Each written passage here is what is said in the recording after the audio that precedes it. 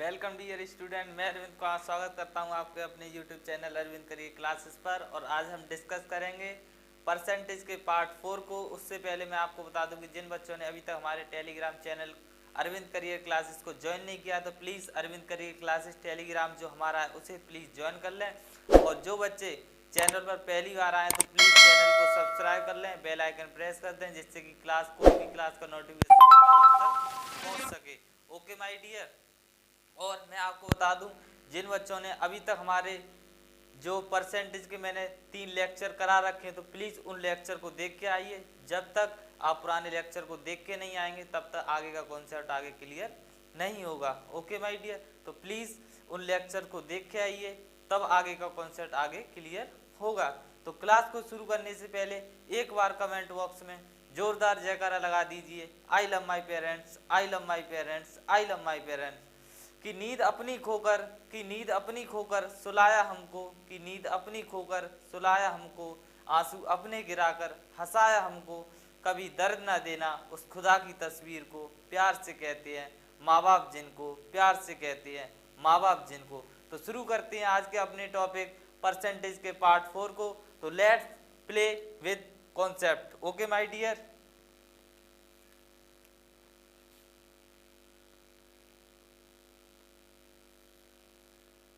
अब पहले एक बार आप सवाल को ध्यान से पढ़ लीजिए कि सवाल क्या कह रहा है। सवाल क्या कह रहा है, एक गांव की जनसंख्या 8000 है, यदि प्रतिवर्ष 10% वृद्धि हो तो 2 वर्ष बाद जनसंख्या क्या होगी। अब मुझे आप बता दिए, जब 10% वृद्धि करने से पहले जो गांव की जनसंख्या होगी वह क्या होगी, 100% होगी, 100% होगी जो पहले होगी। ओके, जब 10% वृद्धि करेंगे तो ये 100 से कहां पहुंच जाएगी, 110%। ओके, अब ये तो हमारी पहले की थी, ये बाद की जनसंख्या परसेंटेज है। ठीक है, क्या कह रहा है, एक गांव की जनसंख्या 8000 है, यदि प्रतिवर्ष 10% वृद्धि हो तो 2 वर्ष बाद जनसंख्या क्या होगी। 2 वर्ष बाद की जनसंख्या पूछ रहा है। एक चीज आपको नोटिस रखनी है, याद रखनी है कि मैं जो पूछे क्या पूछ रहा है। अगर हमसे बाद की पूछ रहा है तो हमें बाद का परसेंटेज ऊपर रखना है, अगर हमसे पहले की जनसंख्या पूछ रहा है तो हमें पहले का परसेंटेज ऊपर रखना है। तो क्या करना है हमें, कितनी जनसंख्या, टोटल जनसंख्या कितनी है हमारी 8000। ओके, कितनी जनसंख्या हमारी 8000 गुणा पूछ के हमसे 2 वर्ष बाद जनसंख्या कितनी होगी। तो हमें रखना क्या है ऊपर, सबसे पहले 110/100, और जो दिया है उसको हम ये बाद में लेना है। ठीक है, 2 वर्ष बाद पूछ रहा है तो हमें क्या करना है, 2 बार मल्टीप्लाई करना है। ठीक है, तो 110/100, 2 जीरो से 2 जीरो कैंसिल, 2 जीरो से 2 जीरो कैंसिल, ये कितना हुआ हमारा बचा 80 गुणा 121। इसका मल्टीप्लाई करोगे तो ये आंसर कितना बनेगा हमारा 9680। ओके माय डियर, तो जिस किसी का भी यह आंसर बनना है वह एकदम परफेक्ट है। ओके माय डियर, चलें फिर डिस्कस करते हैं अपने अगले सवाल पर। चलें फिर डिस्कस करते हैं अपने अगले सवाल पर। ठीक है, क्या कह रहा है हमारा सवाल, एक फ्रिज का मूल्य 12800 है, यदि प्रतिवर्ष 20% अवमूल्यन कमी हो तो 2 वर्ष पहले मूल्य क्या होगा। और मैं आपको बता दूं, आपको इस चीज में कंफ्यूज ना होना, अवमूल्यन का मतलब क्या होता है, कमी होना। ठीक है, अवमूल्यन का मतलब क्या होता है, कमी होना। तो फटाफट, और मुझे उम्मीद है कि इसका आंसर काफी बच्चे सही बता सकेंगे, तो प्लीज फटाफट से इसका आंसर बताइए, उसके बाद मैं डिस्कस करूंगा। ठीक है, तो फटाफट से इसका आंसर दीजिए, उसके बाद डिस्कस करते हैं।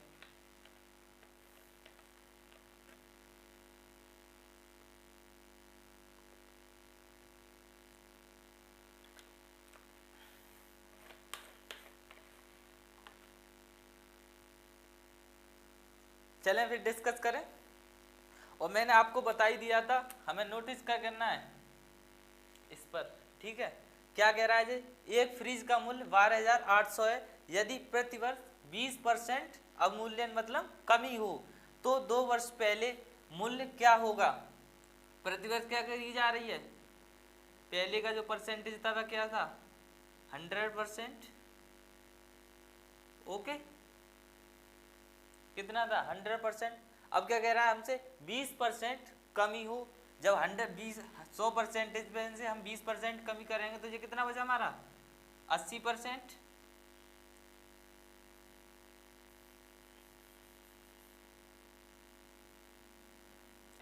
ये तो हमारा बाद का परसेंटेज बचा 80%।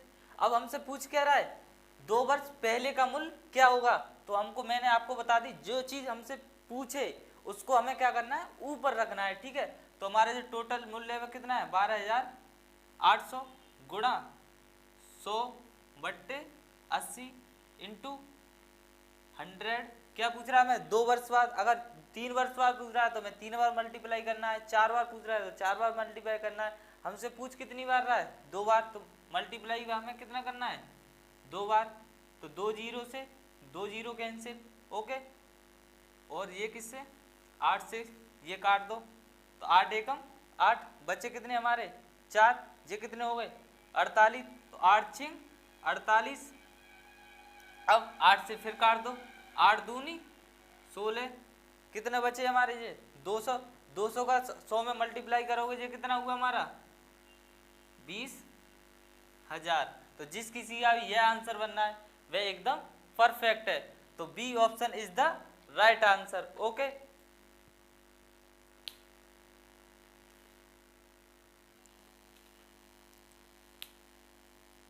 चलें फिर डिस्कस करें। ओके, तो एक बार आप सवाल को ध्यान से पढ़िए, उसके बाद आप सॉल्व करके अब अपने हैंड से सॉल्व करिए। अगर उसके बाद आप पे सॉल्व नहीं होता है तो उसके बाद मैं डिस्कस करता हूँ। ओके, तो प्लीज़ सवाल को एक बार पढ़ें, उसके बाद अपने आप से सॉल्व करें। ठीक,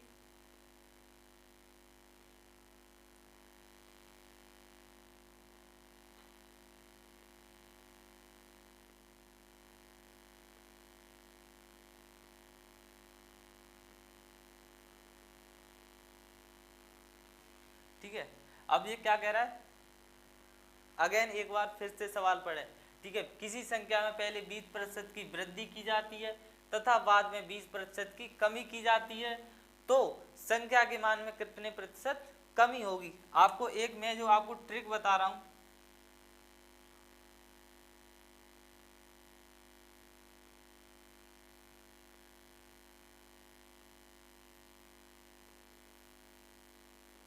इस ट्रिक को आपको फॉलो करना है।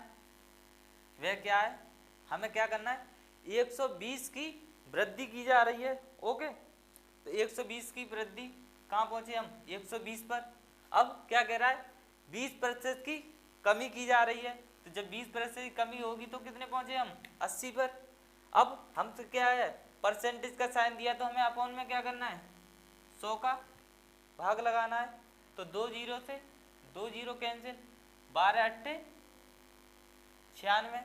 कमी कितने की हुई, पहले हमारा मान कितना था 100% था, अब कितना है हमारा 96%। तो कमी कितने की हुई 4% की। तो A option is the right answer. ठीक, तो जिस किसी का भी ए ऑप्शन बनना है वह एकदम परफेक्ट है। हमें क्या करना है इस चीज को याद रखना है। क्या कह रहा है पहले वृद्धि करवा रहा है तो हम 100 से कहाँ पहुंच गए 120 पर, बाद में क्या कर रहा है कमी करवा रहा है तो हम 100 से क्या करना है 80 पर। हमें बीच में ये चीज को ध्यान रखना है। ठीक है, इस बीच में क्या करना है मल्टीप्लाई करना है। ठीक है, गुणा का साइन लगाना है, अपॉन क्या करना है 100, क्योंकि परसेंटेज दिया तो हमें 100 का भाग लगाना पड़ेगा। तो मान कितना हुआ हमारा 96 हुआ। तो 96 कितने की कमी हुई 4% की। तो ये option is the right answer. Okay okay, चले फिर सॉल्व करें। क्या कह रहा है किसी आयत की लंबाई में 10% की वृद्धि तथा चौड़ाई में 10% की कमी करें तो क्षेत्रफल में कितने प्रतिशत परिवर्तन होगा। और आई होप और मैं उम्मीद करता हूं कि इस जितने बच्चे मेरे अभी जो चैनल पर लाइव हैं वे सारे के सारे बच्चे इसका सही आंसर टिक करें। क्योंकि मैं इससे पहले आपको ये सवाल करा चुका हूँ, तो उसी के मेथड पे और इसी के पैटर्न को फॉलो करता हुआ यह सवाल होगा। तो प्लीज़ इस सवाल को सारे बच्चे सॉल्व करें, ठीक है।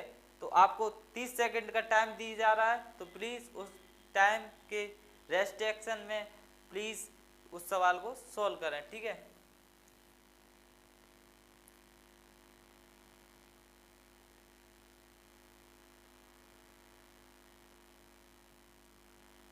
चले फिर डिस्कस करें। क्या कह रहा है हमारा सवाल, किसी आयत की लंबाई में 10% की वृद्धि तथा चौड़ाई में 10% की कमी करें तो क्षेत्रफल में कितने प्रतिशत परिवर्तन होगा। 10% की वृद्धि करेंगे तो हम कितने पे पहुंचे, 110 पे। 10% की कमी करेंगे तो हम जो कितने पहुंचे, 90 पे। परसेंटेज का साइन हटा कितने भाग लगाएंगे हम, 100 का। 2 जीरो से 2 जीरो कैंसिल, 11 99। तो कमी कितने की हुई, 1% की। तो A option is the right answer. Okay, चलें फिर डिस्कस करते हैं अपने अगले सवाल पर, ठीक है। और ये क्या कह रहा है, चीनी के मूल्य में 20% वृद्धि करने पर चीनी के मूल्य में 20% कमी हो जाने पर खपत में कितने प्रतिशत वृद्धि करें कि खर्च अपरिवर्तनीय या यथावत रहे। ओके माय डियर, अब आपको करना क्या है कि जो हमारे चीनी का मूल्य है उसमें क्या किया गया है, 20% की कमी की गई है। पहले चीनी का मूल्य मान लीजिए क्या था, 100 रुपये। अब 20% कमी कर दी तो ये कितना हो गया, 80 रुपये, ठीक।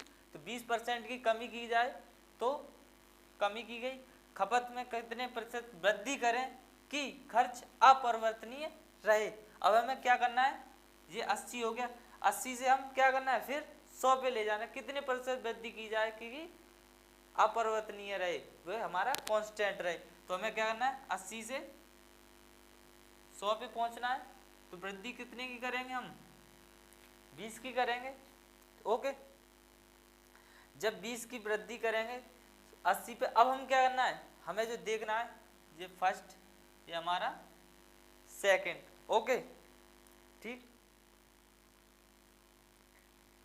अब हमें जो करना क्या है, जब 20% की कमी करेंगे तो अंतर कितना हुआ हमारा, 20। किस पे हो रही है हमारी कमी, 80 पर, अपॉन 80 गुणा 100। ओके, 2 जीरो थे, 2 ये इससे ये कैंसिल, 2 चौक 8 और 4 थे ये 25 बार। तो ये क्या, हमें अगर 25% की हम वृद्धि कर दें तो खर्च हमारा क्या होगा, अपरिवर्तनीय रहेगा। तो 25% जिस किसी का भी आंसर बनना है वह एकदम परफेक्ट है। Okay my dear,